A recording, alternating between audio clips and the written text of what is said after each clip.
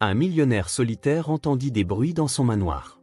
En inspectant le garage, il découvrit 5 bébés d'1 an, identiques, abandonnés et en pleurs. Avant de commencer l'histoire, n'oubliez pas de laisser un like et de vous abonner à la chaîne pour voir plus d'histoires comme celle-ci. La pluie de mars martelait les fenêtres du manoir d'Alexander Reed à Pacific Heights, créant contre le verre une symphonie aquatique qui, d'ordinaire, l'apaisait. Mais ce soir-là, alors que les éclairs illuminaient son bureau par brèves fulgurances, le magnate de la technologie de 38 ans ne parvenait pas à se défaire d'un sentiment de malaise. 3 ans s'étaient écoulés depuis la mort de Catherine, pourtant son absence résonnait encore à travers les 1400 mètres carrés de marbre poli et de mobilier de créateur, qui n'avait jamais vraiment eu l'air d'un foyer sans elle. 3 ans, murmura Alexander en passant les doigts dans ses cheveux poivre et sel, qui avaient commencé à grisonner prématurément après que le cancer l'eût emporté. À 38 ans, il avait accompli ce que la plupart des gens ne pourraient réaliser en plusieurs vies, révolutionner l'informatique quantique, faire de Reed Technologies une puissance mondiale valant des milliards et amasser une fortune personnelle qui le plaçait fermement parmi les 50 individus les plus riches d'Amérique. Pourtant, il était assis là, seul, par une nuit d'orage de mars 2023, à examiner des propositions d'acquisition avec pour seule compagnie un scotch hors de prix. L'horloge de parquet du hall sonna minuit alors qu'Alexander étirait ses épaules fatiguées. C'est à ce moment qu'il l'entendit, un son si incongru dans son environnement méticuleusement contrôlé qu'il crut d'abord l'avoir imaginé. Un cri, puis un autre. Cela semblait venir de la direction de son garage pour 6 voitures. Probablement juste le vent, se dit-il. Mais quand le son retentit de nouveau, distinctement humain et indubitablement infantile, il reposa son verre en cristal en fronçant les sourcils. Alexander attrapa son smartphone, activant sa fonction lampe de poche tout en traversant l'aile ouest du manoir. Le système de sécurité ne montrait aucune effraction, mais à mesure qu'il approchait de la porte menant à la cour, les cris se firent plus nets. Plusieurs voix, aiguës et désespérées. La pluie trempa sa chemise Tom Ford sur mesure alors qu'il traversait la cour. Les jardins impeccablement entretenus se muaient en forme sombre dans l'obscurité. Les pleurs s'intensifièrent, un cœur de détresse qui accéléra son pas, malgré son attitude habituellement mesurée. L'entrée latérale du garage n'était pas verrouillée, une anomalie de sécurité qui le mit instantanément en alerte. Quand il poussa la porte, les lumières à détecteur de mouvement révélèrent ce que son système de sécurité avait inexplicablement manqué. Un panier en osier fait main, délibérément placé au centre du sol en béton poli. « Mais qu'est-ce que c'est que ça ?» chuchota Alexander en s'approchant avec prudence.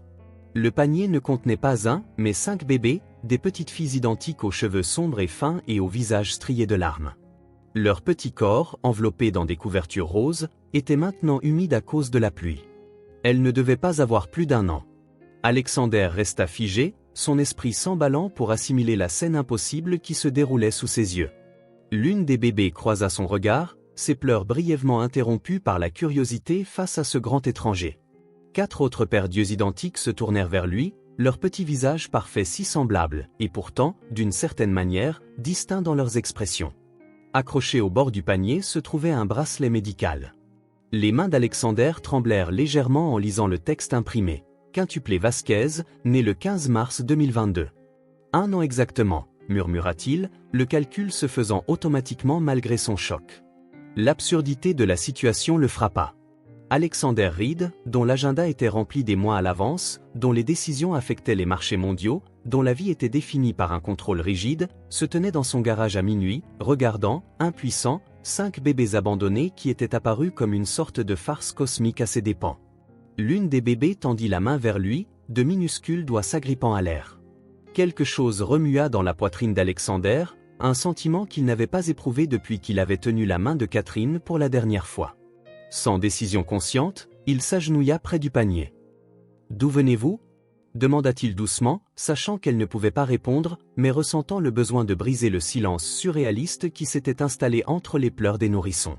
L'effraction, la précision du placement, le timing le jour de leur anniversaire, rien de tout cela n'était aléatoire. Quelqu'un l'avait choisi spécifiquement, avait déjoué son imposant système de sécurité et lui avait confié ses enfants pour une raison. Alors qu'un autre éclair illuminait 5 paires d'yeux sombres et identiques le regardant avec une expression de vulnérabilité totale, Alexander Reed eut la nette sensation que sa vie si soigneusement construite venait d'être irrévocablement changée. « Ici Reed. » J'ai besoin d'une inspection complète de la propriété, immédiatement. Quelqu'un a franchi le périmètre. La voix d'Alexander restait calme malgré l'adrénaline qui parcourait ses veines. 5 paires d'yeux suivaient ses mouvements alors qu'il arpentait le sol près de leur panier, le téléphone collé à l'oreille. « Non, n'appelez pas encore la police », ordonna-t-il à son chef de la sécurité. « Faites juste venir l'équipe. Il y a eu un incident. » Comment pourrait-il bien expliquer ce qu'il avait trouvé? Après avoir mis fin à l'appel, Alexander souleva délicatement la couverture humide qui recouvrait les pieds des bébés, découvrant un sac en plastique scellé contenant une note manuscrite. Le papier à l'intérieur était partiellement protégé de la pluie, l'écriture élégante toujours lisible. « S'il vous plaît, prenez soin de mes filles temporairement. Elles sont en danger. Je vous contacterai quand la situation sera sûre. Elles ont besoin de quelqu'un avec des ressources et de l'intégrité. Vous êtes le seul à pouvoir les protéger. » Aucune signature, aucune explication du danger, aucun délai pour ce temporairement. C'est de la folie, marmonna Alexander, passant une main dans ses cheveux alors que l'un des bébés se remettait à pleurer, déclenchant une réaction en chaîne jusqu'à ce que les 5 sanglotent dans un chœur discordant qui résonna dans le garage caverneux. Avec une incertitude inhabituelle, Alexander souleva l'un des nourrissons, soutenant maladroitement sa tête comme il avait vu un collègue le faire avec son nouveau-né. Les pleurs du bébé s'apaisèrent légèrement au contact humain, sa petite main agrippant son doigt avec une force surprenante. « Chut, tout va bien », murmura-t-il, les mots semblant étrangers dans sa bouche. Quand avait-il réconforté quelqu'un pour la dernière fois? Catherine, dans sa chambre d'hôpital, lui promettant que tout irait bien alors qu'ils savaient tous deux que ce ne serait pas le cas.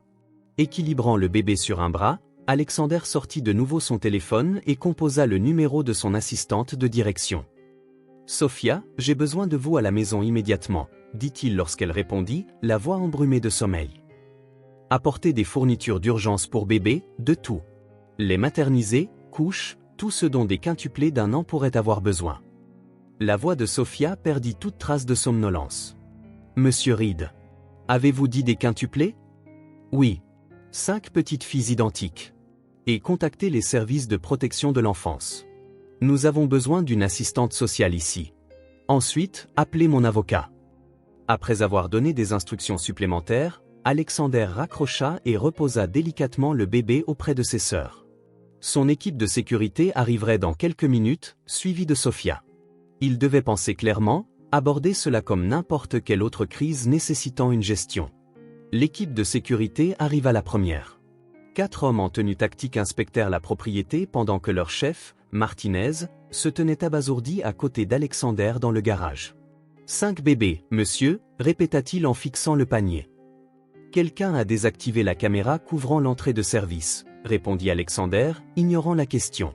« Découvrez comment. » Au moment où Sophia arriva, son SUV chargé de sacs d'un supermarché ouvert toute la nuit, l'assistante sociale était déjà en route, et Alexander avait déplacé le panier dans son salon rarement utilisé. « Oh, mon Dieu !» halta Sophia en voyant les 5 visages identiques. À 45 ans, elle travaillait pour Alexander depuis une décennie, gérant ses affaires avec une efficacité redoutable. Rien dans sa description de poste ne l'avait préparée à cela. Madame Cortez, des services de protection de l'enfance, arriva ensuite. Une femme au visage sévère dont l'expression s'adoucit légèrement à la vue des quintuplés, maintenant maladroitement nourrie au biberon par Alexander, Sophia et 2 membres de l'équipe de sécurité. « Monsieur Reed, pouvez-vous expliquer comment vous vous êtes retrouvé en possession de 5 nourrissons ?» demanda-t-elle, son carnet prêt. Alexander expliqua la découverte, lui montrant la note et le bracelet médical. « Ces enfants devront être placés en urgence dans une famille d'accueil, déclara Madame Cortez. Trouver un placement pour des quintuplés sera un défi. Et si je pouvais assurer moi-même ce placement d'urgence ?» Les mots sortirent de la bouche d'Alexander avant qu'il n'ait pleinement traité sa pensée. Au moins jusqu'à ce que leur mère soit localisée. Madame Cortez haussa un sourcil. « Monsieur Reed, avec tout le respect que je vous dois, vous n'avez aucune expérience avec les enfants, et des quintuplés nécessitent ?» « J'ai des ressources illimitées, » l'interrompit Alexander. « Je peux embaucher des nounous qualifiés immédiatement. Ma maison a amplement d'espace. Pendant que vous cherchez un placement adéquat qui puisse les accueillir toutes les 5 ensemble, elles pourraient rester dans un environnement stable. » Quelque chose dans son ton dut transmettre plus que ces mots, car Madame Cortez l'étudia pensivement avant de répondre. « C'est très inhabituel, mais étant donné les circonstances, elle jeta un coup d'œil au bébé qui s'était enfin calmé, le ventre plein.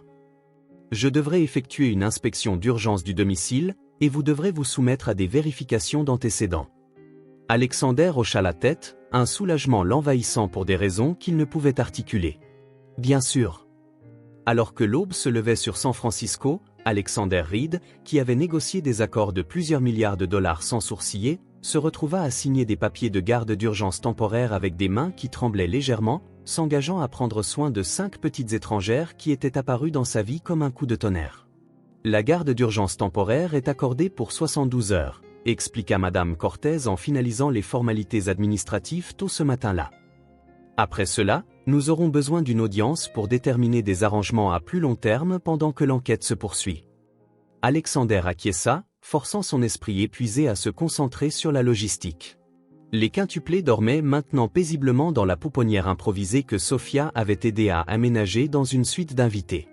5 berceaux portables, des montagnes de couches, du lait maternisé et des vêtements de bébé achetés à la hâte formaient un contraste surréaliste avec le luxe minimaliste. J'aurais besoin de références pour des nounous qualifiés ayant de l'expérience avec les naissances multiples, dit Alexander à Sophia, qui tapait déjà furieusement sur sa tablette. J'ai contacté une agence de premier plan spécialisée dans les placements de haut niveau, répondit-elle. Ils envoient 2 candidates ce matin. J'ai aussi reporté vos réunions des 3 prochains jours et initié les protocoles de sécurité pour les enfants. Alexander sourit, fatigué. C'était pour cela qu'il versait à Sophia un salaire qui faisait sourciller même ses plus hauts cadres. Elle anticipait les besoins avant qu'il ne les formule. L'inspectrice Isabella arriva au moment où Madame Cortez partait, son regard perçant observant la transformation de la maison austère d'Alexander en pouponnière impromptue. « Monsieur Reed, j'enquête sur l'affaire d'abandon », commença-t-elle en le suivant dans son bureau. « Cela semble très ciblé. Avez-vous un lien quelconque avec des quintuplés ou leur mère potentielle ?» Alexander secoua la tête. « Aucune à ma connaissance. Pas d'employés mécontents avec des enfants multiples, pas de financement refusé pour des recherches sur les naissances multiples. Mon entreprise a des divisions pharmaceutiques et biotechnologiques, mais rien de spécifiquement lié aux naissances multiples, répondit Alexander. Mon équipe de sécurité a découvert que l'effraction s'est produite par une entrée de service avec une caméra désactivée, ce qui suggère que la personne qui a laissé les enfants connaissait la disposition de ma propriété. L'expression de l'inspectrice Rivera se fit plus vive. Cela indique une connaissance interne ou une surveillance poussée. Avez-vous des ennemis qui pourraient laisser des enfants en guise de message ? La question flotta entre eux, ses implications troublantes. J'ai des rivaux commerciaux, inspectrice, mais cela semble extrême, même pour une guerre d'entreprise. Plus tard dans l'après-midi, alors qu'Alexander tentait de travailler pendant que les nounous, Madame Chen et Mademoiselle Patterson, toutes 2 dotées de références impressionnantes, établissaient une routine avec les bébés, Martinez lui livra son rapport de sécurité. La caméra de l'entrée de service a été désactivée avec du matériel de qualité professionnelle, expliqua-t-il. Non pas endommagée, mais temporairement mise en boucle pour montrer un couloir vide. Quiconque a fait ça avait une expertise technique. Alexander fronça les sourcils. Étendez la couverture de sécurité à 24H24, 7J7, et installez des caméras supplémentaires axées sur la suite des enfants. Martinez hocha la tête. Déjà fait, monsieur. J'ai aussi commencé les vérifications d'antécédents sur tout le personnel ayant accès au plan de la propriété. Alors que l'échéance de 72 heures approchait, Alexander se sentit de plus en plus attiré par la pouponnière pendant ses pauses. Les nounous avaient établi des horaires de repas et de sommeil, et Alexander observait avec fascination comment 5 bébés identiques affichaient déjà des personnalités distinctes. L'une pleurait plus que les autres, une autre ne faisait presque aucun bruit. L'une semblait fascinée par le mobile suspendu au-dessus de son berceau, tandis qu'une autre s'intéressait davantage aux personnes qui se déplaçaient dans la pièce. Elles étaient plus que de simples copies. Elles étaient des individus avec des expressions et des réactions uniques. Il leur faudra des noms, mentionna Madame Chen le 3e jour, remarquant qu'Alexander observait les bébés pendant leur temps sur le ventre. Même des noms temporaires, pour des raisons pratiques. Alexander hésita, sentant que ce n'était pas son rôle de nommer ses enfants. Peut-être quelque chose de provisoire, jusqu'à ce que leur mère soit retrouvée. L'échéance arbitraire de 72 heures arriva, et Alexander se retrouva dans un bureau du centre-ville avec son avocat, Jonathan Weber, face à Madame Cortez et à son superviseur. Nous n'avons pas pu localiser la mère, expliqua Madame Cortez. L'enquête est en cours, mais trouver un placement pour des quintuplés ensemble s'avère difficile. Je voudrais demander une prolongation de la garde d'urgence, déclara Alexander, se surprenant lui-même par la conviction dans sa voix. J'ai mis en place des arrangements de soins appropriés, et mes ressources peuvent offrir une stabilité pendant que les autorités recherchent leur mère. Jonathan fit glisser un plan de soins complet sur la table, décrivant le personnel qualifié, les mesures de sécurité et le soutien au développement qu'Alexander était prêt à fournir. C'est très inhabituel, Monsieur Reed, nota le superviseur de Madame Cortez en examinant le document. Ces enfants spécifiques ont été laissés à ma garde pour une raison, répondit Alexander, pensant à la note qui affirmait qu'elles étaient en danger. Quelque chose me dit que ce n'est pas un simple cas d'abandon. Elles ont besoin d'une protection que je suis particulièrement bien placé pour offrir.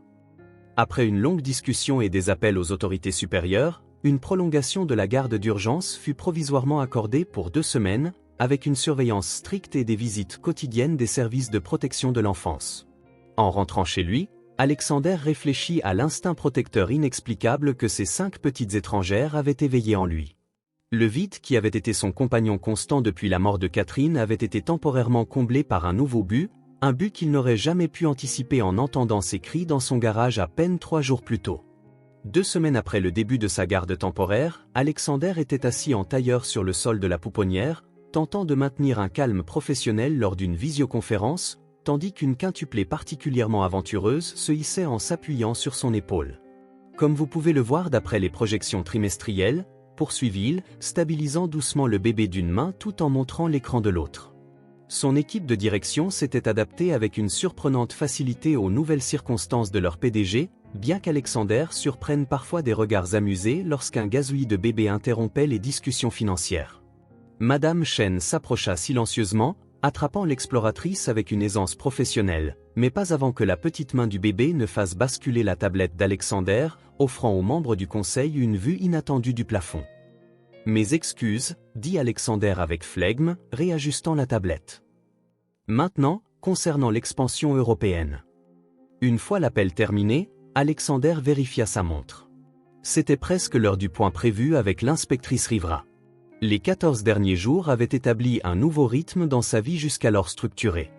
Les réunions du conseil étaient programmées autour des siestes, les appels professionnels accompagnés de la symphonie de fond des bruits de bébés, et son manoir froid se remplissait progressivement des preuves de l'occupation infantile. Des biberons stérilisants dans sa cuisine rarement utilisée, des jouets colorés éparpillés sur les sols en marbre italien.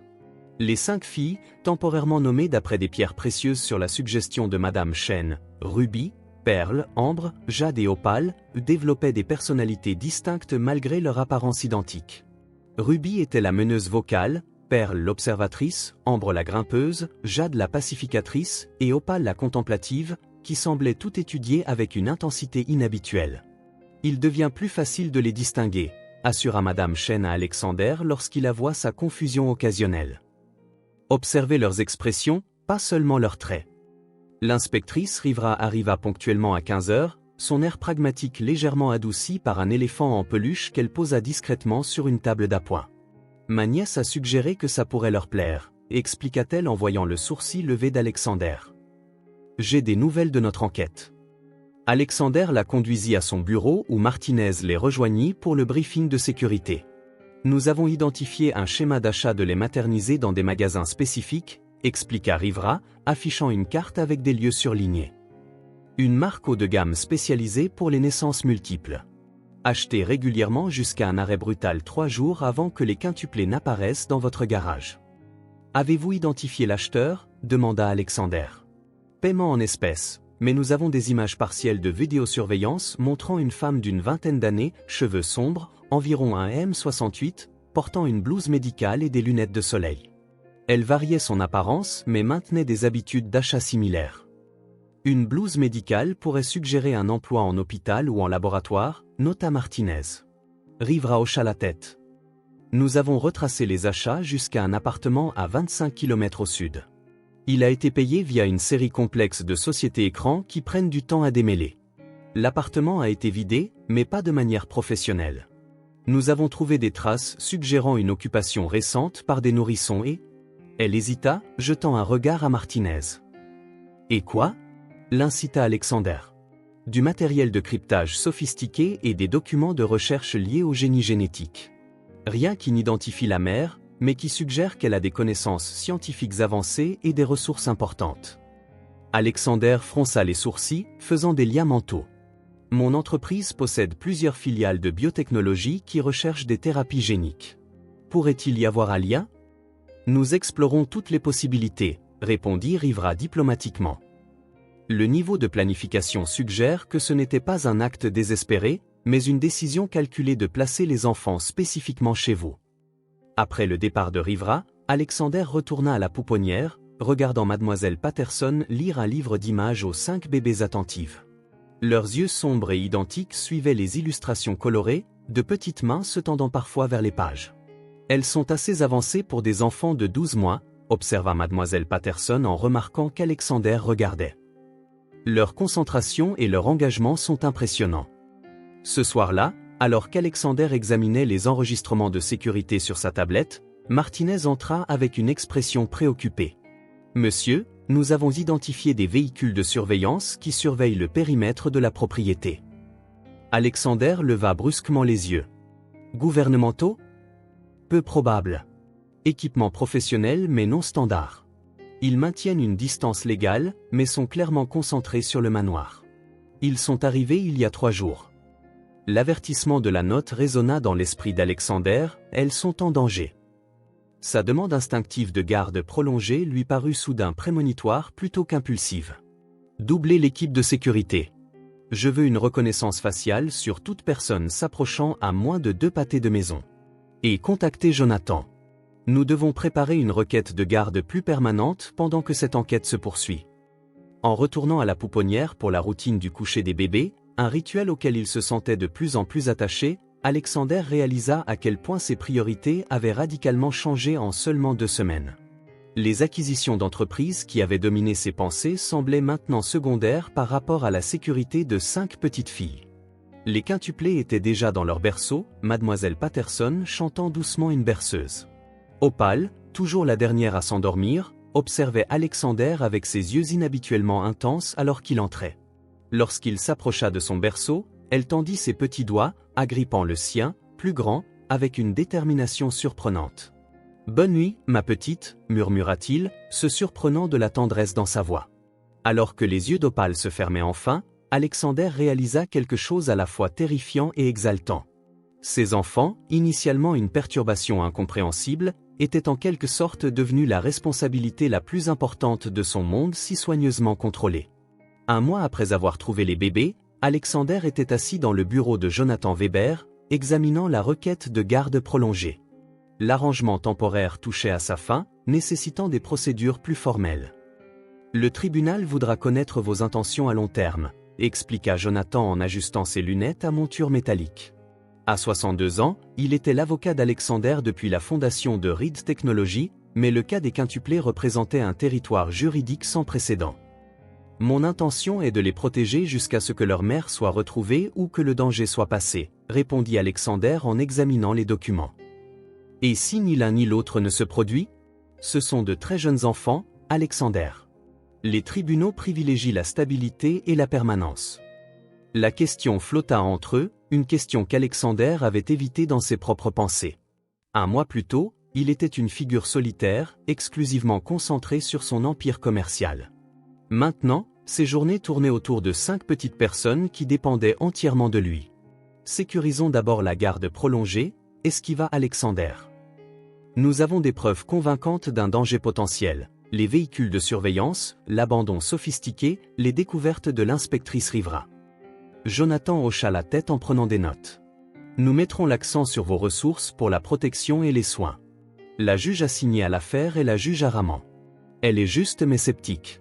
Soyez prêt à répondre à des questions personnelles sur votre style de vie et votre engagement. Après la réunion, Alexander rentra chez lui et trouva le docteur Catry qui l'attendait dans son bureau. En tant que scientifique en chef de Reed Technologies, Samira Khatri faisait rarement des visites à domicile, mais son expertise en génétique et en recherche biomédicale la rendait inestimable pour examiner les documents que l'inspectrice Rivera avait récupérés. J'ai analysé les documents de recherche, commença-t-elle sans préambule, son accent indo-britannique plus prononcé avec l'excitation. Ils sont extraordinaires, Alexander. Les formules suggèrent des expériences impliquant un développement neuronal accéléré, visant essentiellement à améliorer les fonctions cognitives pendant le développement précoce. Chez des nourrissons, demanda Alexander, troublé. Précisément. L'approche est théoriquement saine mais éthiquement problématique. Elle contourne les protocoles de recherche conventionnels et les mesures de sécurité. Elle étala plusieurs schémas sur son bureau. Ce qui est le plus préoccupant, c'est la signature méthodologique. Elle est nettement similaire à la recherche proposée par Blackwood Pharmaceuticals il y a 3 ans. L'expression d'Alexander s'assombrit. L'entreprise d'Ethan Blackwood. Les propositions que mon conseil d'administration a rejetées comme potentiellement dangereuses et éthiquement douteuses. Exactement. Blackwood a poursuivi des recherches génétiques controversées malgré les préoccupations réglementaires. Ces documents suggèrent qu'ils sont passés des cadres théoriques à l'application pratique. L'esprit d'Alexander s'emballa, reliant des fragments d'informations, le placement inhabituel des quintuplés à sa garde, les documents scientifiques, les propositions de recherche rejetées de Blackwood, la surveillance. Blackwood pourrait-il mener des essais humains non autorisés, demanda-t-il calmement. Le docteur Khatri hésita. Ces documents seuls ne sont pas concluants, mais ils suggèrent des possibilités inquiétantes. Avez-vous observé quelque chose d'inhabituel dans le développement des enfants ? Rien d'extraordinaire, répondit Alexander. Elles atteignent les jalons normaux pour leur âge. Quelques premières tentatives de marche, des mots simples comme haut et encore. Elles semblent alertes et engagées, mais rien qui ne suggère une amélioration génétique. C'est en fait rassurant, nota le docteur Khatri. Une manipulation génétique ratée se présente souvent de manière plus visible que des améliorations réussies, qui pourraient se manifester subtilement avec le temps. Les implications pesèrent lourdement sur Alexander alors qu'il raccompagnait le docteur Khatri. Si Blackwood Pharmaceuticals s'était impliqué, la situation était potentiellement plus dangereuse qu'il ne l'avait initialement supposé. Ethan Blackwood était connu pour ses pratiques commerciales impitoyables et son mépris des contraintes réglementaires lorsqu'elles interféraient avec ses objectifs de recherche. Plus tard dans l'après-midi, Madame Cortez arriva pour son évaluation hebdomadaire. Après avoir observé les quintuplés pendant leur temps de jeu et examiné les dossiers de développement détaillés des nounous, elle rencontra Alexander sur la terrasse du jardin. L'arrangement de soins continue de dépasser les attentes, Monsieur Reed, reconnut-elle. Les enfants s'épanouissent. Les protocoles de sécurité sont exemplaires, et votre implication personnelle a été plus importante que ce que j'avais prévu. Alexander hocha la tête, regardant à travers les portes vitrées. Ruby tentait de se tenir debout seule tandis que mademoiselle Patterson l'encourageait. J'ai une question qui revient sans cesse lors de nos examens de cas, poursuivit madame Cortez, étudiant attentivement Alexander. Êtes-vous toujours prêt à rendre les enfants à leur mère si elle est retrouvée ? La question prit Alexander au dépourvu. Son instinct immédiat fut « oui, bien sûr ». Ce n'étaient pas ses enfants. Mais en regardant Ruby trouver enfin son équilibre pour un précieux instant avant de tomber dans les bras de mademoiselle Patterson, il ressentit une hésitation inattendue. Cela dépendrait des circonstances, répondit-il prudemment. Leur sécurité serait ma principale préoccupation. Madame Cortez hocha la tête en prenant une note. Votre attachement est naturel après un mois de soins. C'est quelque chose à garder à l'esprit à mesure que nous avançons. Ce soir-là, après que les quintuplés se furent endormis, Alexander se retrouva dans la pouponnière, observant leur sommeil paisible. Pearl serrait un petit lapin en peluche qu'il avait impulsivement acheté lors d'une rare sortie personnelle. Jade dormait les 2 bras levés au-dessus de sa tête dans sa position signature. Ambre s'était retournée complètement dans son berceau, ses cheveux sombres étalés sur le drap. La pièce contrastait vivement avec le reste de son manoir, chaleureuse, colorée, vivante des doux sons de 5 respirations synchronisées. Alexander réalisa avec une clarté soudaine qu'il ne considérait plus son rôle comme simplement temporaire. Quelque part entre les biberons nocturnes, les premiers pas hésitants, les bains remplis d'éclaboussures et de rires, ces 5 petites filles étaient devenues plus qu'une responsabilité. Elles étaient devenues sa raison d'être. 2 mois après l'arrivée des bébés, Alexander fut réveillé par une alerte urgente de son équipe de cybersécurité. À 3h17 du matin, un courriel crypté avait pénétré les protocoles de sécurité avancés de son entreprise, apparaissant directement dans sa boîte de réception privée. Il vous surveille. Ne faites confiance à aucune autorité. Les filles sont en danger. Nous vous contacterons quand ce sera sûr. Pas de signature, pas d'adresse de retour. Juste 12 mots qui confirmaient ses soupçons grandissants. Retracez-le, ordonna Alexander à son chef de la sécurité via une ligne sécurisée, la voix basse pour ne pas réveiller les quintuplés endormis dans la suite adjacente où il avait pris l'habitude de dormir ces dernières semaines. Le matin, l'équipe de cybersécurité avait retracé le courriel jusqu'à un ordinateur de la bibliothèque universitaire, mais les images de sécurité ne montraient qu'une silhouette encapuchonnée qui avait délibérément évité les angles de caméra. Professionnel, méthodique, comme tout le reste dans cette situation. Alexander renforça de nouveau la sécurité, ajoutant une équipe médicale tournante pour s'assurer que les quintuplés ne quittent pas la propriété pour des examens de routine où elles pourraient être vulnérables. 2 mois après le début de sa garde, le manoir s'était transformé en un complexe sécurisé doté des systèmes de protection les plus avancés au monde. Tout tournait autour de 5 fillettes de 16 mois qui marchaient maintenant avec assurance sur des sols rembourrés sur mesure, babillant dans leur langage gémellaire ponctué de mots reconnaissables.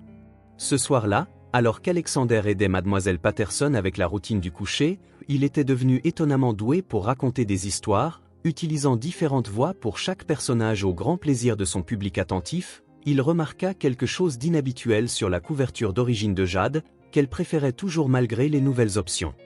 Un léger renflement le long de la couture attira son attention alors qu'il l'abordait. Une fois les 5 endormis, il examina la couverture sous la lampe de son bureau, découvrant une variation de couture presque imperceptible. En ouvrant délicatement la couture, il extraya une clé USB miniature, pas plus grande que l'ongle de son pouce.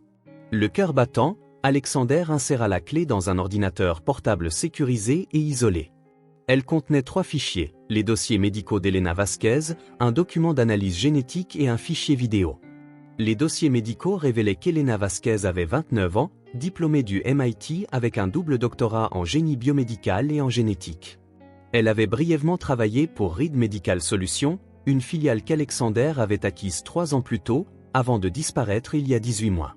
Sa photo d'employé montrait une femme remarquable aux yeux sombres et intelligents et à l'expression intense. Des yeux qu'Alexander reconnaissait maintenant sur 5 petits visages identiques. Les profils génétiques étaient très techniques, mais même avec ses connaissances scientifiques limitées, Alexander reconnut que les séquences d'ADN des quintuplés étaient marquées d'indicateurs intitulés « Protocole d'amélioration BPND1, développement neuronal de Blackwood Pharmaceuticals ». Avec une appréhension croissante, Alexander ouvrit le fichier vidéo. Elena Vasquez apparut à l'écran, le visage plus mince que sur la photo d'employé. Des cernes sombres sous ses yeux familiers suggéraient un stress extrême. « Monsieur Reed » commença-t-elle, la voix basse mais ferme. « Si vous regardez ceci, c'est que vous vous occupez de mes filles depuis un certain temps. Je m'excuse de vous avoir imposé ce fardeau sans explication, mais je n'avais pas le choix. » Elle expliqua qu'après avoir quitté Reed Medical Solutions, elle avait infiltré Blackwood Pharmaceuticals pour enquêter sur des pratiques de recherche contraires à l'éthique dont elle avait trouvé des preuves lors des transferts de données de l'acquisition. « Je suis devenu un sujet de test à mon insu, » continua Elena, repoussant ses cheveux sombres derrière son oreille dans un geste qu'Alexander avait vu Pearl faire d'innombrables fois. Un examen médical de routine pour les employés a été utilisé pour prélever mes ovules sans mon consentement. Quand j'ai découvert la procédure non autorisée et la fécondation expérimentale, j'étais déjà enceinte. Blackwood développait des protocoles de modification génétique destinés à améliorer le développement neuronal, créant des enfants dotés de capacités cognitives potentiellement extraordinaires. Elena avait découvert sa grossesse inattendue et son lien avec les expériences non autorisées, puis s'était enfuie, utilisant son expertise technique pour se cacher tout en portant des quintuplés, une issue de grossesse que même Blackwood n'avait pas anticipée. Je vous ai choisi parce que votre entreprise s'est publiquement opposée aux orientations de recherche de Blackwood, expliqua Elena. Votre réputation en matière de pratiques commerciales éthiques a fait de vous la seule personne à qui je pouvais confier mes filles pendant que je rassemble des preuves contre Blackwood. Leur conseil d'administration a autorisé des mesures extrêmes pour récupérer ce qu'ils considèrent comme de précieux actifs de recherche. Les bébés. Ils considéraient les quintuplés comme des actifs de recherche. On me traque, continua Helena, son sang-froid se fissurant enfin légèrement. Mais je veille sur mes filles de loin. Quand la situation sera sûre, quand j'aurai suffisamment de preuves pour faire tomber Blackwood complètement, je vous contacterai. D'ici là, s'il vous plaît, protégez-les. Elles se développent normalement. Les améliorations étaient théoriques, pour la plupart infructueuses.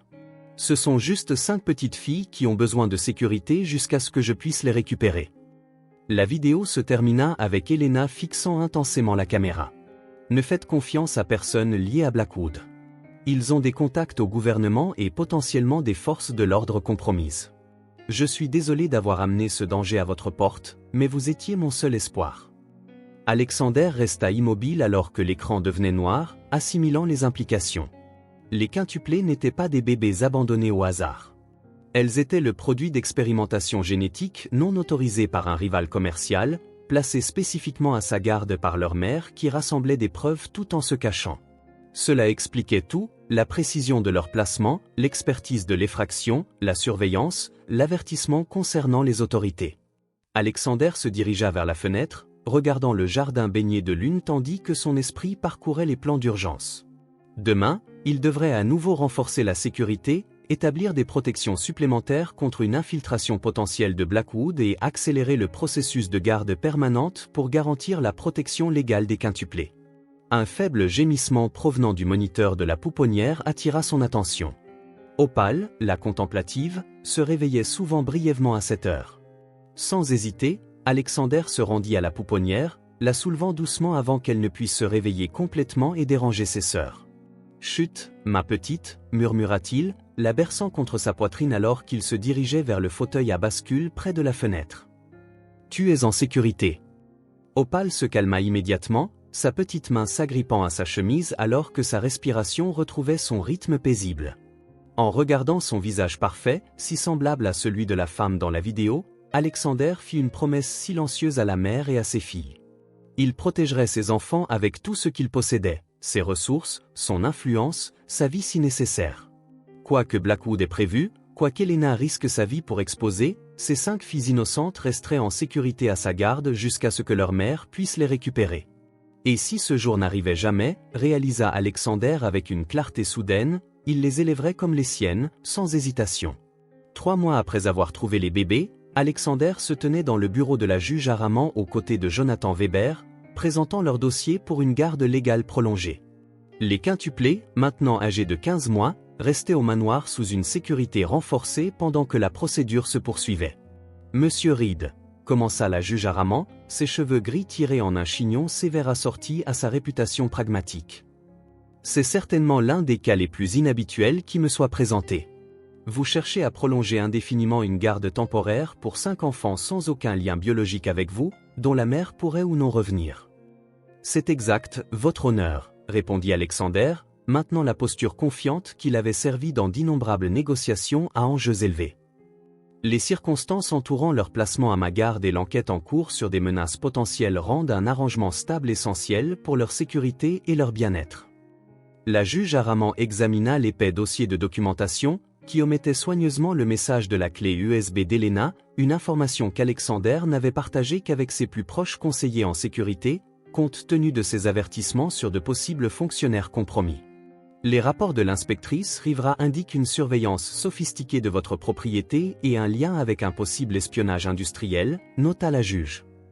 Et la mère biologique des enfants n'a pris aucun contact formel avec les autorités. Nous pensons qu'elle n'est pas en mesure de se manifester en toute sécurité pour le moment, intervint Jonathan avec aisance.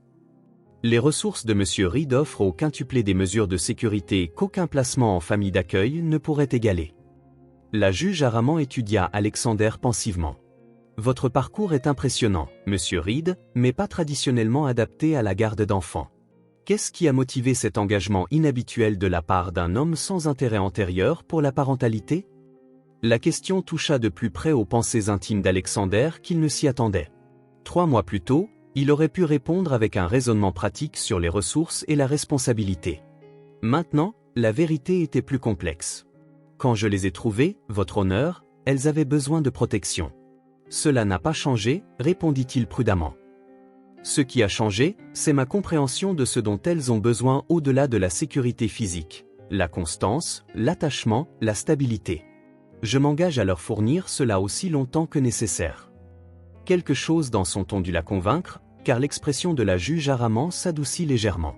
Les rapports des spécialistes du développement indiquent que les enfants s'épanouissent à votre garde, reconnut-elle. Cela pèse lourd dans ma décision. Après d'autres questions et l'examen de la documentation, la juge Araman accorda une garde prolongée soumise à des examens trimestriels, une victoire juridique significative qui protégerait les quintuplés d'éventuelles contestations de garde pendant la poursuite de l'enquête. « Merci, Votre Honneur », dit sincèrement Alexander alors qu'il se préparait à partir. Monsieur Reed, l'appela la juge Araman alors qu'il atteignait la porte. Officieusement, je suis juge depuis 30 ans. Les gens qui cherchent à obtenir la garde d'enfants pour de mauvaises raisons ne peuvent pas maintenir la façade face à mon interrogatoire. Quelle que soit la raison qui vous a amené ces enfants, elle semble être entre de bonnes mains. La validation d'une juriste expérimentée apaisa quelque chose en Alexander alors qu'il rentrait chez lui à travers le brouillard estival de San Francisco. Les quintuplés avaient transformé sa vie de manière qu'il n'aurait jamais pu anticiper, mais pour la première fois depuis la mort de Catherine, le manoir ressemblait à un foyer plutôt qu'à un monument à sa réussite. À son retour, Mademoiselle Patterson l'accueillit avec la nouvelle des jalons de développement atteints en son absence. Ambre avait prononcé sa première phrase claire, et Pearl avait fait preuve d'une remarquable capacité à résoudre des problèmes en trouvant comment empiler des blocs pour atteindre un jouet placé sur une étagère. Elle développe des schémas de parole typiques pour des enfants de 15 mois, rapporta le docteur Mélanie Sanders, la spécialiste du développement qui venait maintenant chaque semaine. Quelques compétences verbales légèrement avancées, mais rien en dehors de la variation normale. Leur coordination et leur résolution de problèmes sont également adaptées à leur âge. Alexander hocha la tête, soulagé par la normalité de leur développement. Malgré l'affirmation d'Elena selon laquelle les modifications génétiques avaient été infructueuses, il s'inquiétait toujours des effets potentiels retardés. Chaque jalon atteint dans les fourchettes typiques le rassurait. Son équipe de direction s'était adaptée à ces nouvelles priorités avec des degrés d'acceptation variables. Son directeur financier avait initialement remis en question la réduction de ses heures de travail, mais la performance toujours solide de l'entreprise avait fait taire la plupart des objections. Alexander avait restructuré son emploi du temps pour tenir des réunions pendant les siestes et examiner les rapports financiers pendant les heures calmes du soir après le coucher des enfants. Après le dîner, alors qu'Alexander observait les quintuplés pendant leur jeu du soir, Martinez entra avec une mise à jour de sécurité urgente. « Monsieur, nous avons intercepté une tentative d'effraction », rapporta T.I. à voix basse. 3 professionnels en équipement tactique ont tenté d'accéder au périmètre il y a 40 minutes. Le pouls d'Alexander s'accéléra. Identification négative. Ils se sont repliés lorsque la sécurité a répondu, mais nous avons récupéré du matériel dont les numéros de série ont été retracés jusqu'à un sous-traitant privé utilisé par les filiales de Blackwood. La confirmation des avertissements d'Elena le glaça. Se rapprochant de l'endroit où les quintuplés jouaient sur leur tapis d'activité coloré, il regarda Ruby tenter de placer des blocs de forme dans les trous correspondants, ses sourcils sombres froncés par la concentration, exactement comme ceux de sa mère dans le message vidéo. Passez les protocoles de sécurité au niveau 2, ordonna Alexander. Et contactez l'inspectrice Rivera. Nous avons maintenant des preuves exploitables. La tentative d'effraction fournissait la preuve concrète nécessaire pour convaincre les autorités que les enfants faisaient face à un danger réel, prolongeant indéfiniment la garde temporaire d'Alexander, tandis que l'enquête s'élargissait pour inclure l'implication potentielle de Blackwood Pharmaceuticals. Cette nuit-là, Alexander installa des mesures de sécurité supplémentaires dans la pouponnière elle-même, des contrôles d'accès biométriques, des portes renforcées et un système d'alerte directe vers la sécurité et ses appareils personnels. Pendant qu'il travaillait, Opal le regardait avec ses yeux inhabituellement perspicaces, comme si elle comprenait exactement ce qu'il faisait et pourquoi. « Sûr », dit-elle clairement, l'un de ses rares mots distincts, en pointant le panneau de sécurité. « C'est exact », répondit Alexander, surpris par sa compréhension. « Je vous protège. » Alors qu'il bordait chaque quintuplé, Alexander se surprit à penser à Elena, où elle se cachait, quelles preuves elle rassemblait, si elle observait ses filles de loin. Les quintuplés méritaient de connaître leur mère courageuse et brillante qui avait tout risqué pour les protéger. D'ici là, Alexander continuerait à construire une forteresse de sécurité et de normalité autour de ces 5 petites vies qui étaient en quelque sorte devenues le centre de la sienne.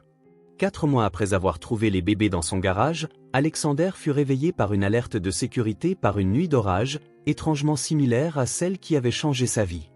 Les éclairs illuminaient sa chambre par brèves fulgurances alors qu'il attrapait son téléphone, immédiatement alerte malgré l'heure tardive.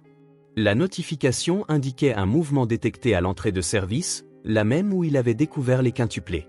Au lieu d'alerter immédiatement son équipe de sécurité, Alexander passa sur le flux vidéo, le souffle coupé en reconnaissant la silhouette encapuchonnée naviguant prudemment sur le chemin rendu glissant par la pluie. Bien que son visage soit partiellement masqué, quelque chose dans ses mouvements et sa carrure correspondait à la photo et à la vidéo d'Elena. Le doigt d'Alexander plana sur le bouton d'alerte de sécurité, puis se déplaça pour envoyer un message à Martinez, potentiel non hostile à l'entrée de service. Surveillance personnelle. Restez en attente, mais n'engagez pas. Alexander se déplaça silencieusement dans la maison obscure, positionnant discrètement le personnel de sécurité pendant qu'il se dirigeait vers la cuisine, la destination la plus probable pour quelqu'un entrant par cette entrée particulière. Quelques minutes plus tard, la porte s'ouvrit avec précaution et une femme mince vêtue d'un imperméable se glissa à l'intérieur. « Vous avez mieux pris soin d'elle que je ne l'espérais », dit-elle sans se retourner, sa voix correspondant exactement à celle du message vidéo. Mademoiselle Vasquez, reconnut Alexander, restant près de la porte pour lui laisser de l'espace. Elena Vasquez se retourna lentement, baissant sa capuche pour révéler le visage qu'il avait vu sur des photos et des vidéos, et en 5 versions identiques et plus petites chaque jour depuis 4 mois. Elle avait l'air épuisée, plus mince que sur sa photo d'employée, avec des cernes sous les yeux et une tension évidente dans sa posture. « Sont-elles en sécurité ?» demanda-t-elle, sa voix se brisant légèrement sur la question. « Oui », l'assura Alexander. « Elles dorment à l'étage sous surveillance de sécurité renforcée. Elles sont en bonne santé, se développent normalement et sont protégées. » Un soulagement visible envahit les traits d'Elena. « J'ai surveillé quand je le pouvais, mais il n'était pas sûr d'approcher jusqu'à maintenant. Mon équipe de sécurité a détecté votre surveillance, nota Alexander sans accusation. » Un fantôme de sourire effleura les lèvres d'Elena. « Seulement parce que je l'ai permis. Je devais confirmer que vous les protégiez adéquatement. Vous auriez pu m'approcher directement dès le début, dit Alexander. La question qui le hantait depuis des mois, enfin exprimée. L'expression d'Elena se durcit. Blackwood avait déjà tenté de m'enlever 2 fois. Je ne pouvais pas risquer de les conduire à mes filles avant qu'elles ne soient en sécurité. Elle s'avança dans la cuisine, ses mouvements trahissant l'épuisement. Les quintuplés n'auraient jamais dû exister. Plusieurs embryons ont été fécondés pour augmenter les chances de succès, mais le développement complet de quintuplés était considéré comme statistiquement improbable. « Pourquoi moi ?» demanda Alexander, la question qui persistait depuis cette première nuit. « Votre entreprise a rejeté les propositions de recherche de Blackwood pour des raisons éthiques il y a 3 ans, expliqua Elena. Vos ressources de sécurité étaient sans pareil, et votre réputation publique suggérait quelqu'un qui ne se contenterait pas de remettre 5 bébés abandonnés à des autorités que Blackwood pourrait influencer. » Alexander hocha la tête, assimilant le risque calculé qu'elle avait pris en le choisissant. « Et maintenant, pourquoi apparaître après 4 mois ? J'ai rassemblé suffisamment de preuves pour porter le programme d'amélioration neuronale de Blackwood devant les autorités fédérales, répondit Elena, ouvrant son sac à dos pour révéler plusieurs disques durs cryptés. Les preuves incluent des essais humains illégaux, des manipulations génétiques non autorisées et de l'espionnage industriel sur une période de 5 ans. Les quintuplés font partie de ces preuves, affirma Alexander plutôt que de le demander. Elles devaient être la preuve de concept. Des enfants génétiquement améliorés avec un développement neuronal accéléré, confirma Elena, la voix tendue par une colère maîtrisée. Quand j'ai découvert ce qui avait été fait en utilisant mon matériel génétique sans mon consentement, j'ai accédé à leurs recherches. Les modifications ont été en grande partie infructueuses. Les quintuplés se développent normalement, peut-être avec de légers avantages cognitifs, mais rien de comparable à ce que Blackwood avait projeté. Ce qui les rend moins précieuses en tant que sujet de recherche, conclut Alexander. Mais Blackwood veut toujours éviter que ces pratiques contraires à l'éthique ne soient exposées. Elena hocha la tête, la fatigue évidente dans ses mouvements. L'enquête fédérale doit être menée avec prudence. Blackwood a des relations haut placées, qui pourraient enterrer les preuves, pire, légitimer leurs recherches rétroactivement. Alexander étudia la femme en face de lui, brillante, déterminée et clairement dévouée à ses filles, malgré les choix impossibles auxquels elle avait été confrontée. Vous avez besoin de repos, dit-il finalement. Les quintuplés se réveillent généralement vers 6 heures. Vous pourriez les voir à ce moment-là. Quelque chose de vulnérable vacilla dans l'expression contrôlée d'Elena. « J'aimerais beaucoup, murmura-t-elle. Ça a été difficile d'être séparé d'elle. » Alexander la conduisit à une suite d'invités sécurisés, équipés des mêmes protocoles de sécurité que la pouponnière, puis envoya un message à Martinez pour maintenir une sécurité élevée sans alarmer le personnel de maison qui arriverait le matin. À 6h15 précise, Alexander se tenait à l'entrée de la pouponnière alors qu'Elena entrait prudemment, son sang-froid se brisant enfin à la vue de ses filles qui commençaient à s'agiter dans leur berceau. Ruby fut la première à remarquer la nouvelle venue, son babillage se calmant alors qu'elle fixait curieusement sa mère. « Bonjour, mes chéris », murmura Elena, des larmes coulant sur son visage alors qu'elle s'approchait du berceau de Ruby. Ce qui suivit fut l'un des moments les plus remarquables auxquels Alexander ait assisté. Malgré 4 mois de séparation, les quintuplés reconnurent leur mère instantanément, leur visage s'illuminant d'une joie si pure qu'il était presque douloureux de l'observer, tandis qu'Elena chantait une douce mélodie qui avait clairement une signification datant de leur premier jour ensemble. Encore plus frappant était la manière dont elles réagissaient différemment à elle par rapport à leur nounou ou à Alexander, se tendant vers elle avec la certitude complète de leur lien, babillant avec excitation comme pour tenter de lui raconter tout ce qu'elles avaient vécu en son absence. Mademoiselle Patterson arriva pour son service du matin, se figeant de surprise face à la visiteuse inattendue. Alexander expliqua rapidement la situation en termes généraux, lui demandant de laisser de l'intimité à la famille tout en maintenant ses préparatifs habituels. Tout au long de cette journée extraordinaire, Alexander observa les émotions complexes qu'Elena naviguait, la joie de retrouver ses filles, la culpabilité de leur séparation et la détermination de mener à bien le processus juridique qu'elle avait initié. Ensemble, ils élaborèrent un plan structuré pour présenter ces preuves aux procureurs fédéraux tout en maintenant la protection des quintuplés. « Elles vous reconnaissent », nota Alexander ce soir-là, après que les bébés se furent endormis. Malgré la séparation, elles vous ont reconnu immédiatement. Les yeux d'Elena brillèrent de larmes non versées. Je leur chantais tous les jours pendant la grossesse et leurs premiers mois. J'espérais qu'elles s'en souviendraient, mais je n'en étais pas sûr. Sa voix s'éteignit alors qu'elle luttait contre l'émotion. Vous avez fait ce qui était nécessaire pour les protéger, dit Alexander calmement. Elles s'épanouissent, Elena. Ce sont des enfants extraordinaires. Merci, répondit-elle simplement, les mots contenant des profondeurs de gratitude au-delà de leur simplicité, d'être devenues ce dont elles avaient besoin quand je ne pouvais pas être là. Alors que les éclairs illuminaient à nouveau le ciel extérieur, faisant écho à la nuit qui avait amené les quintuplés dans sa vie, Alexander réalisa que c'était un autre tournant. L'existence solitaire qu'il avait acceptée comme son destin après la mort de Catherine avait été irrévocablement transformée. D'abord par 5 petites vies placées de manière inattendue à sa garde, et maintenant par la femme remarquable qui lui avait confié ce qu'elle avait de plus précieux au monde. 5 mois après avoir trouvé les bébés, Alexander et Elena établirent un arrangement soigneusement structuré et approuvé par les autorités. Après le retour spectaculaire d'Elena et la présentation de ses preuves aux procureurs fédéraux, un cadre juridique complexe fut développé pour la protéger, elle et les quintuplés, pendant l'enquête qui s'ensuivit. La juge Araman, impressionnée par la documentation exhaustive fournie par Elena concernant les pratiques contraires à l'éthique de Blackwood, approuva un accord de garde modifié. Elena fut réunie avec ses filles dans des conditions supervisées tout en maintenant la protection de l'infrastructure de sécurité d'Alexander. C'est très inhabituel, reconnut Madame Cortez lors d'une évaluation à domicile suivant le nouvel arrangement, mais étant donné les circonstances extraordinaires et l'enquête fédérale en cours, la stabilité et la sécurité fournies ici restent dans le meilleur intérêt des enfants. Les quintuplés, maintenant âgés de 17 mois, s'épanouissaient sous les soins combinés de leur mère et d'Alexander. Elena s'installa dans une maison d'invités sécurisée sur la propriété, lui permettant d'avoir de l'intimité tout en maintenant le périmètre de protection établi pour les enfants. Les nounous restèrent, assurant une continuité pour les quintuplés et un soutien pour Elena alors qu'elle se réadaptait à la maternité tout en assistant les enquêteurs fédéraux. Alexander observait avec fascination comment les quintuplés répondaient à la présence de leur mère. Leur développement linguistique s'accéléra presque immédiatement, comme si le retour d'Elena avait débloqué quelque chose dans leur capacité de communication. Elles utilisaient maintenant des combinaisons simples de 2 mots et faisaient preuve d'une compréhension remarquable d'instructions complexes.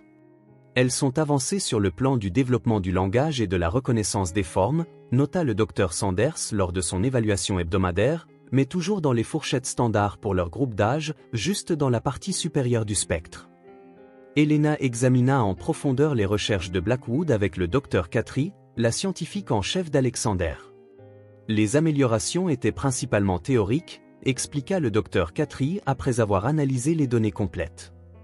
Blackwood s'attendait à une accélération cognitive spectaculaire qui ne s'est tout simplement pas matérialisée comme prévu.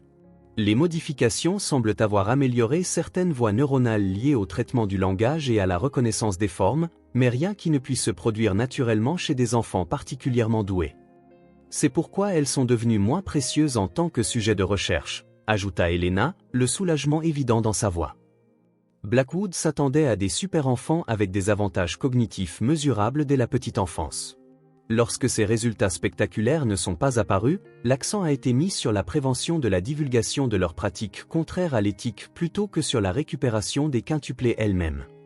Cela rendit l'affaire fédérale plus complexe. Blackwood pouvait prétendre que la recherche était théorique plutôt qu'appliquée si les quintuplés ne montraient pas de capacités extraordinaires. Les preuves qu'Helena avait rassemblées devinrent encore plus cruciales, en particulier la documentation sur le prélèvement non autorisé d'ovules et la manipulation d'embryons sans consentement. Alors que l'été laissait place à l'automne, une nouvelle routine s'installa au manoir. Alexander continuait de diriger son entreprise, maintenant avec des horaires plus réguliers. L'emploi du temps des quintuplés devenant prévisible, Helena travaillait à distance avec les enquêteurs fédéraux tout en renouant avec ses filles. Les 5 petites filles s'épanouissaient sous les soins de leur mère tout en maintenant leur lien fort avec Alexander. « Elle te demande quand tu es en réunion », mentionna Helena un soir alors qu'ils examinaient les protocoles de sécurité dans le jardin pendant que les quintuplés jouaient à proximité. Elles ont un son spécifique qui signifie Alexander dans leur langage gémellaire. L'observation réchauffa quelque chose dans la poitrine d'Alexander. Malgré le retour d'Helena, les quintuplés cherchaient toujours sa présence, une validation de l'attachement qui s'était développé en son absence. « Elles ont de la chance de t'avoir retrouvé », répondit-il, regardant Jade et Pearl coopérer pour construire une tour de blocs. « Leur développement s'est remarquablement accéléré depuis ton retour. » L'expression d'Helena s'adoucit en observant ses filles. « Elles ont de la chance de nous avoir tous les deux », corrigea-t-elle doucement. « Tu es devenu important pour elles, Alexander. Tu n'es plus seulement leur protecteur. » L'enquête fédérale se poursuivit méthodiquement, les procureurs montant un dossier contre la division de recherche de Blackwood tout en documentant soigneusement la chaîne de possession des preuves. Le témoignage d'Helena était crucial, ses qualifications scientifiques ajoutant du poids à sa documentation sur les pratiques contraires à l'éthique. L'équipe juridique d'Alexander établit des accords formels de cogarde, accordant à Helena des droits légaux sur ses filles tout en maintenant le cadre de sécurité qui les protégeait des représailles potentielles de Blackwood. L'arrangement était sans précédent mais efficace, combinant les droits maternels d'Helena avec les ressources et la protection d'Alexander. 6 mois après avoir trouvé les quintuplés, les évaluations médicales confirmèrent qu'elles continuaient de se développer dans les paramètres normaux, avancées dans certains domaines comme le langage et la reconnaissance des formes, mais pas de manière spectaculaire par rapport à leur père. Leur apparence identique déconcertait encore parfois les visiteurs, mais ceux qui passaient du temps avec elles distinguaient facilement leur personnalité et expressions uniques. Les modifications génétiques ont été beaucoup moins efficaces que prévu par Blackwood, expliqua Helena après avoir examiné leurs dernières évaluations de développement. Ce sont des enfants sains et normales, avec peut-être quelques légers avantages dans des domaines cognitifs spécifiques. Cette normalité les rendait moins précieuses pour Blackwood en tant que sujet de recherche, mais l'entreprise voulait toujours empêcher la divulgation de ces pratiques contraires à l'éthique. La surveillance se poursuivit, bien que de manière moins agressive à mesure que l'examen fédéral s'intensifiait autour des opérations de Blackwood. Alexander se retrouva à s'adapter à cette nouvelle dynamique. Il n'était plus le principal soignant des quintuplés, mais restait une partie essentielle de leur vie. Lui et Helena développèrent un partenariat respectueux, fondé sur leur engagement commun pour le bien-être des enfants. Leur lassitude initiale évolua en une appréciation mutuelle. Dans les moments calmes, Alexander s'interrogeait parfois sur l'avenir. Helena voudrait éventuellement son indépendance pour elle-même et ses filles une fois le danger passé. La pensée que les quintuplés quittent sa maison créait une douleur inattendue qu'il n'était pas prêt à examiner de trop près. Un soir, alors qu'Alexander revenait d'une réunion d'affaires, il s'arrêta à l'entrée de la pouponnière. Elena était assise, entourée de ses filles, lisant une histoire avec différentes voix pour chaque personnage, exactement comme Alexander l'avait fait en son absence. Ambre le remarqua la première, son visage s'illuminant de reconnaissance. « Anda » appela-t-elle clairement, l'approximation la plus proche de son nom que son langage en développement pouvait produire. Les 4 autres têtes se tournèrent à l'unisson, des expressions de joie identiques se répandant sur leurs visages alors qu'elles se précipitaient vers lui les bras tendus. Elena croisa son regard par-dessus les têtes des enfants, une compréhension complexe passant entre eux. Quoi que l'avenir leur réserve, ces 5 petites vies les avaient liés d'une manière qu'aucun d'eux n'aurait pu anticiper, créant quelque chose qu'aucun n'était prêt à abandonner. 8 mois après l'arrivée des bébés, alors que les quintuplés atteignaient leurs 20 mois, l'enquête fédérale sur Blackwood Pharmaceuticals aboutit à des mises en accusation formelles contre la division de recherche de l'entreprise. 7 cadres et chercheurs furent accusés de chefs d'inculpation allant de l'expérimentation humaine non autorisée à l'espionnage industriel et à la falsification de dossiers médicaux. Alexander examina les documents d'inculpation dans son bureau, notant avec satisfaction que les accusations correspondaient aux preuves d'Elena. Cependant, un nom était remarquablement absent des inculpations, Maxwell Pierce, le PDG et fondateur de Blackwood. Il a maintenu un déni plausible, expliqua Elena, la frustration évidente dans sa voix alors qu'elle rejoignait Alexander. La division de recherche était délibérément structurée pour protéger la direction supérieure de la connaissance directe des pratiques contraires à l'éthique. Une stratégie typique d'isolement d'entreprise, approuva Alexander, familier de la tactique après des années à naviguer dans des structures commerciales complexes. Les chercheurs portent le chapeau tandis que la direction plaide l'ignorance. Cette manœuvre juridique aurait pu réussir si Pierce n'avait pas fait le pas suivant, une approche directe d'Alexander qui révéla sa connaissance et son implication réelle. Le contact se fit par des canaux commerciaux légitimes, une demande de réunion privée entre PDG pour discuter d'intérêts mutuels dans la recherche biomédicale. Il s'agit clairement des quintuplés, dit Alexander à Elena après avoir reçu la demande. Pierce ne risquerait pas un contact direct à moins de se sentir acculé. Après consultation avec les procureurs fédéraux, qui y virent une opportunité de recueillir des preuves de la connaissance directe de Pierce, une réunion fut organisée dans un lieu neutre avec un équipement de surveillance discret. Alexander y assisterait seul, se présentant comme un allié commercial potentiel plutôt qu'un adversaire. La réunion eut lieu dans un club exclusif de San Francisco où la confidentialité était garantie et la sécurité assez stricte pour rassurer les 2 parties. Maxwell Pierce, 62 ans, projetait l'attitude confiante d'un homme habitué à contrôler chaque pièce où il entrait. Ses cheveux argentés et son costume sur mesure créaient l'image du dirigeant d'entreprise distingué qui avait fait de lui une figure des magazines d'affaires. Alexander, salua-t-il chaleureusement, comme s'ils étaient de vieux amis plutôt que des adversaires dans une bataille juridique en cours. Merci d'avoir accepté de me rencontrer. Je crois que nous pouvons résoudre notre situation à notre avantage mutuel. Alexander maintint une expression neutre, des années de négociations à enjeux élevés lui servant bien. Je suis toujours intéressé par des résolutions bénéfiques, Maxwell. Après les plaisanteries préliminaires, Pierce révéla son véritable objectif avec une franchise caractéristique. Ces enfants qui résident chez vous sont le résultat de recherches exclusives de Blackwood, déclara-t-il, observant attentivement la réaction d'Alexander. Des améliorations génétiques révolutionnaires qui représentent des milliards en applications médicales potentielles. Vous faites référence aux filles d'Elena Vasquez, répondit froidement Alexander. Les enfants placés à ma garde après une expérimentation non autorisée. Pierce fit un geste dédaigneux de la main. Sémantique juridique qui détourne de l'importance plus grande. Nous sommes prêts à offrir une compensation substantielle pour les droits de tests génétiques et le suivi continu de leur développement, sans aucune interférence dans leur vie quotidienne. En échange de quoi, incita Alexander, maintenant la façade de l'intérêt pendant que les appareils d'enregistrement captaient chaque mot de Pierce. Certaines preuves seraient retournées à Blackwood. Le témoignage de Madame Vasquez deviendrait indisponible, et le récit public se concentrerait sur des chercheurs dissidents plutôt que sur des initiatives dirigées par l'entreprise. Le sourire de Pierce n'atteignit pas ses yeux. Tout le monde y gagne, sécurité financière pour les enfants, résolution des complications juridiques et progrès scientifique préservé. Alexander laissa une expression pensive traverser ses traits. Une proposition intéressante. Quel chiffre aviez-vous en tête pour cet arrangement ? Le nombre que Pierce nomma était assez stupéfiant pour faire des quintuplés des individus riches à vie.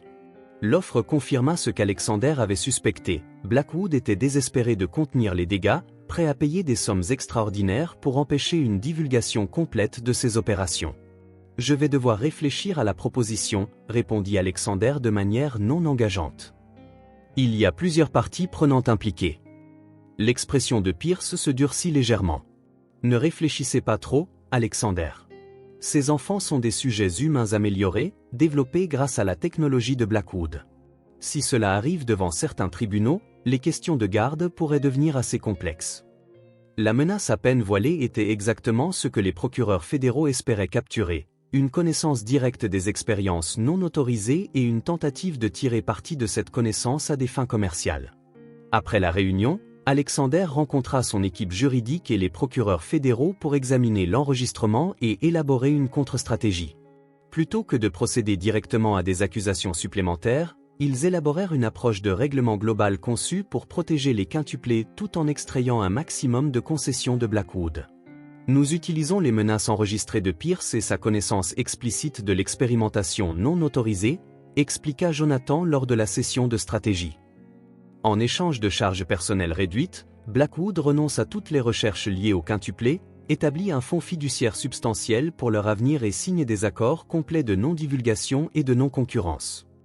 Et s'ils refusent, demanda Helena, l'intensité protectrice qu'Alexander avait appris à reconnaître s'enflammant dans son expression. Alors nous procédons à des accusations supplémentaires contre Pierce personnellement, répondit le procureur fédéral.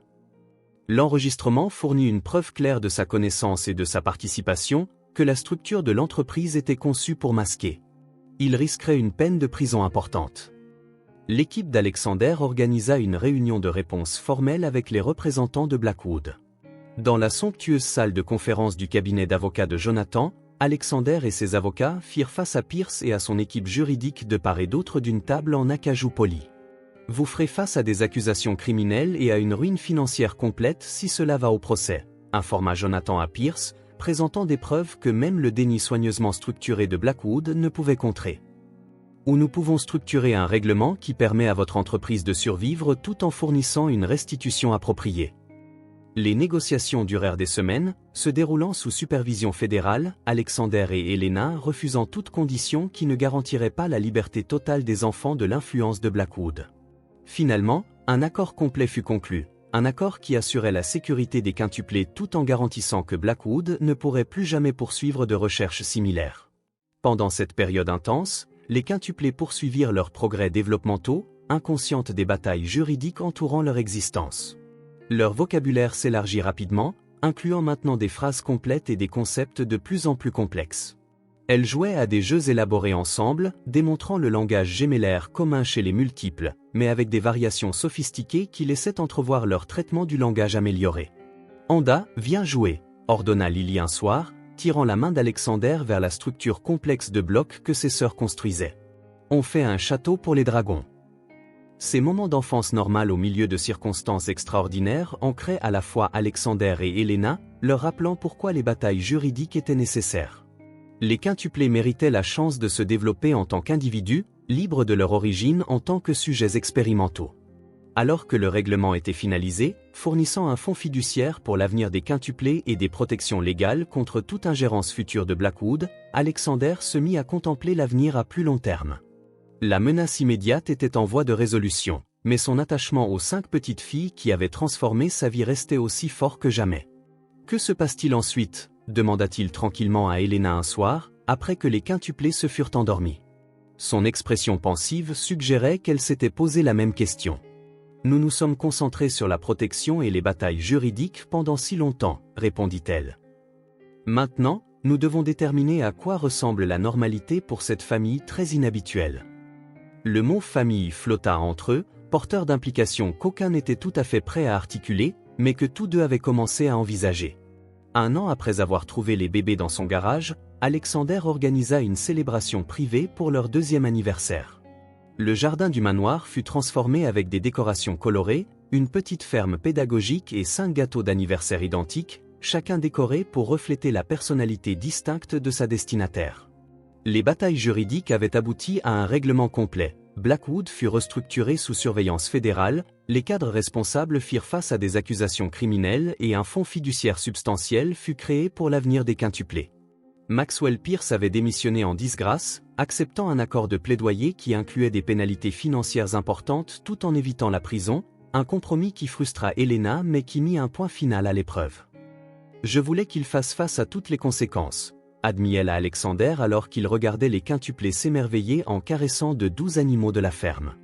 Mais le règlement garantit la sécurité des filles et empêche Blackwood de poursuivre des recherches similaires. Les quintuplés, maintenant officiellement nommés Lily, Violette, Rose, Iris et Pâquerette à la demande d'Helena, se développaient en bambines énergiques aux personnalités de plus en plus distinctes, malgré leur apparence identique. Lily s'était imposée comme la meneuse naturelle, organisant ses sœurs dans des jeux élaborés et s'exprimant avec les phrases les plus complètes. Violette était l'artiste, montrant déjà une précision remarquable dans ses dessins colorés. Rose était la pacificatrice, intervenant instinctivement lorsque des conflits survenaient. Iris était l'exploratrice, testant constamment les limites et ses capacités physiques. Et Pâquerette restait l'observatrice, regardant tout avec une intensité pensive avant de participer. Elles auraient été extraordinaires indépendamment de l'ingérence de Blackwood, dit Helena à Alexander alors qu'il regardait les filles jouer. Leurs personnalités individuelles ont émergé malgré une génétique identique et une manipulation expérimentale. L'année écoulée avait transformé non seulement les quintuplés, mais aussi les adultes responsables d'elles. Helena s'était remise du traumatisme de son expérience chez Blackwood, retrouvant progressivement sa confiance scientifique. Elle avait accepté un poste de directrice d'une division d'éthique de la recherche au sein de l'entreprise d'Alexander, utilisant son expérience pour prévenir une exploitation similaire dans l'industrie biomédicale. Alexander était passé d'une figure solitaire exclusivement axée sur la réussite commerciale à quelqu'un dont l'emploi du temps tournait autour de 5 petites personnes qu'il appelait Anda avec affection. Son équipe de direction s'était adaptée aux priorités transformées de leur PDG, programmant les réunions du conseil autour des événements préscolaires et acceptant le bruit de fond occasionnel d'enfants jouant lors d'appels importants. Ensemble, Alexander et Helena avaient créé la fondation Reed Vasquez, dédiée à la surveillance de l'éthique de la recherche génétique, dont les bénéfices étaient reversés à la défense des droits de l'enfant. Leur partenariat professionnel s'était développé parallèlement à leur partenariat personnel, évoluant prudemment de co-gardiens à amis, tous deux guérissant de leur traumatisme passé grâce à leur lien inattendu. Elle pose des questions sur les structures familiales, mentionna Helena alors qu'ils préparaient la fête d'anniversaire. Elle remarque que d'autres enfants ont des arrangements différents des nôtres. L'observation soulignait la nature inhabituelle de leur foyer. Helena avait quitté la maison d'invités pour une suite dans la résidence principale 6 mois plus tôt, assurant des soins plus intégrés tout en maintenant des limites appropriées. Les nounous étaient passés à des rôles à temps partiel, soutenant la famille plutôt que de fournir les soins primaires. « Que leur dis-tu » demanda Alexander, curieux de savoir comment Helena expliquait leur situation. « La vérité, en des termes adaptés à leur âge, » répondit-elle. « Que maman les a eus dans son ventre, qu'elles avaient besoin d'une protection spéciale, et qu'Alexander aide à les garder en sécurité et les aime très fort. » La simplicité de l'explication dissimulait la complexité des émotions qu'elle suscitait en Alexander. Il n'avait jamais articulé ses sentiments pour les quintupler en ces termes précis, mais l'évaluation d'Helena était exacte. Quelque part entre leur découverte dans son garage et la célébration de leur 2e anniversaire, 5 petites filles s'étaient emparées d'une partie de son cœur qu'il pensait définitivement fermée après la mort de Catherine. La fête d'anniversaire se conclut par une tradition qu'Alexander avait instaurée au cours de leur première année. Un moment calme avec chaque quintuplé individuellement avant le coucher, honorant leurs personnalités uniques malgré leur apparence identique. Lily lui montra une structure de blocs complexe qu'elle avait construite, narrant sa vision architecturale avec un sérieux imperturbable.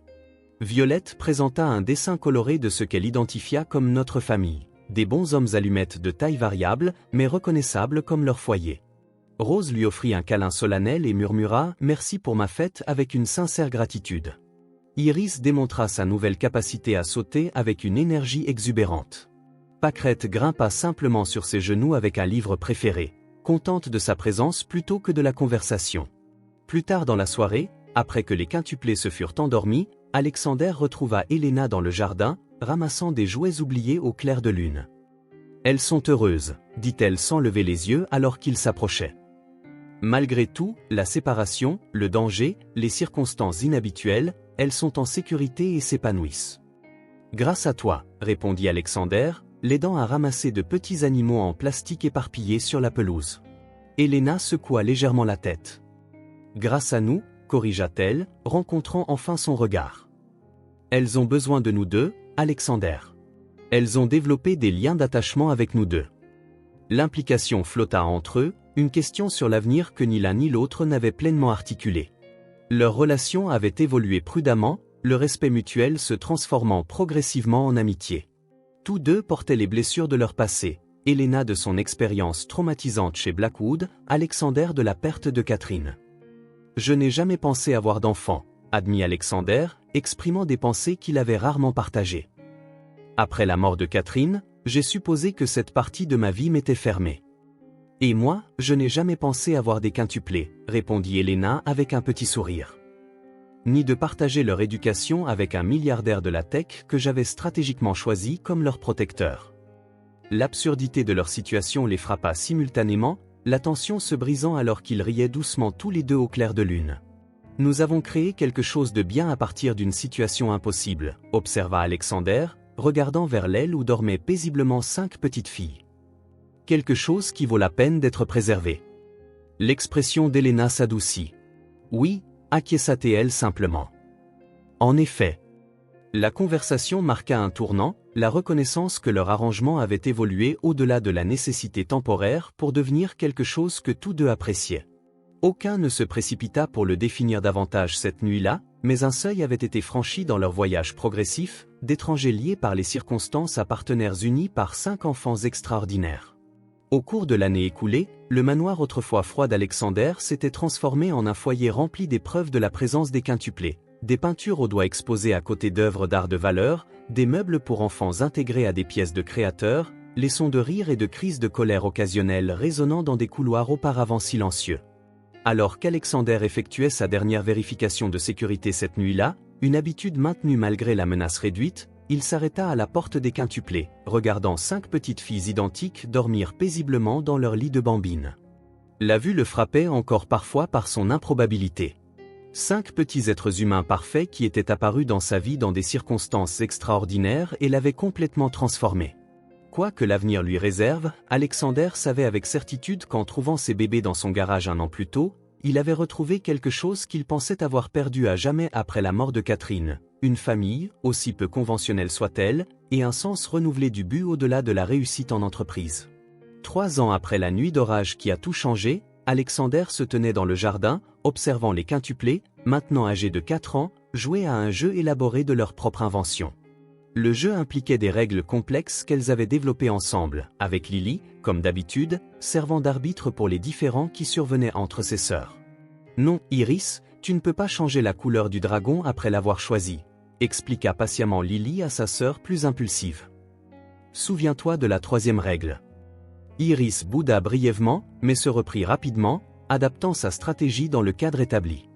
Leur capacité à créer et à maintenir des scénarios de jeux sophistiqués continuait d'impressionner leurs spécialistes du développement, qui notaient que les quintuplés fonctionnaient dans la fourchette supérieure des attentes cognitives pour leur âge. Elle commence les classes préparatoires à la maternelle le mois prochain, remarqua Elena en rejoignant Alexander sur la terrasse. Les protocoles de sécurité de l'école ont été finalisés selon tes spécifications. Alexander hocha la tête, regardant Violette illustrer soigneusement les cartes de dragon au centre de leur jeu. Le directeur comprend les circonstances uniques autant que nécessaire, confirma Elena. Ils savent que les filles nécessitent une sécurité supplémentaire en raison de leur lien avec une affaire d'entreprise sensible, sans détails spécifiques sur leur origine. L'année précédente avait apporté des changements significatifs à leur structure familiale inhabituelle. L'adoption légale avait été finalisée, faisant d'Alexander le père légal des quintuplés, tandis qu'Elena conservait ses droits maternels. L'arrangement reconnaissait la réalité qui s'était développée. Les 2 adultes étaient essentiels au bien-être et à la sécurité des quintuplés. Blackwood Pharmaceuticals avait été entièrement restructuré en vertu de l'accord de règlement, sa division de recherche contraire à l'éthique démantelée et son développement médical légitime placé sous surveillance externe. Maxwell Pierce avait pris sa retraite en disgrâce, sa réputation ternie malgré le fait d'avoir évité une condamnation pénale. Plus important encore, les quintuplés avaient continué à se développer comme des enfants normaux et en bonne santé, avancée dans le traitement du langage et certaines fonctions cognitives, mais sans les améliorations spectaculaires que Blackwood avait projetées. Elle parlait en phrases complètes et complexes, démontrait des capacités impressionnantes de résolution de problèmes et montrait un attachement normal à la fois à Helena et à Alexander. « Papa, viens voir mon dragon », appela Pâquerette, utilisant le titre qu'Alexander n'avait jamais insisté pour avoir, mais que les quintuplés avaient naturellement adopté après l'adoption légale. Ses sœurs firent immédiatement écho à l'invitation, 5 visages identiques se tournant vers lui avec des expressions d'excitation variées. Alexander rejoignit leur cercle, examinant le jeu complexe qu'elles avaient créé, avec des cartes dessinées à la main, des règles qui incorporaient des éléments de stratégie et de hasard, et des rôles clairement définis pour chaque participante. Leur développement cognitif restait remarquable, mais dans les paramètres normaux pour des enfants particulièrement doués, exactement comme Helena l'avait prédit. Très impressionnant, commenta-t-il, véritablement stupéfait par leur créativité. Qui a inventé ce jeu ? Nous toutes, ensemble, expliqua Rose sérieusement. Lily a fait les règles, Violette a dessiné les cartes, j'ai décidé comment gagner, Iris a inventé les pouvoirs des dragons, et Pâquerette a nommé tous les dragons. Leur approche collaborative mettait en évidence comment elles fonctionnaient à la fois comme des individus et comme une unité, maintenant leurs personnalités uniques tout en tirant parti de leur génétique identique et de leurs expériences partagées pour créer quelque chose qu'aucune n'aurait pu développer seule. Plus tard dans la soirée, alors que la famille dînait dans la cuisine, une habitude qu'Alexander avait initialement trouvée étrange mais qu'il chérissait maintenant, Helena aborda le sujet qu'ils avaient prudemment contourné pendant des mois. Les filles ont de nouveau demandé pourquoi nous avons des noms de familles différents mais vivons dans la même maison, mentionna-t-elle en passant la salade à Alexander. Elles deviennent plus conscientes des structures familiales conventionnelles grâce à leur groupe de jeu. Alexander hocha la tête pensivement. Leur relation avait évolué progressivement sur 3 ans, de co-gardiens prudents à partenaires à la fois dans la parentalité et dans les entreprises professionnelles. Helena dirigeait maintenant la fondation Reed Vasquez en plus de sa division d'éthique de la recherche. Son brillant scientifique et son expérience personnelle la rendaient particulièrement qualifiée pour les 2 rôles. Leur relation personnelle s'était développée avec le même soin, l'amitié s'approfondissant en attachement romantique seulement après que la sécurité des quintuplés fut assurée et que tous 2 eurent commencé à guérir de leurs traumatismes respectifs.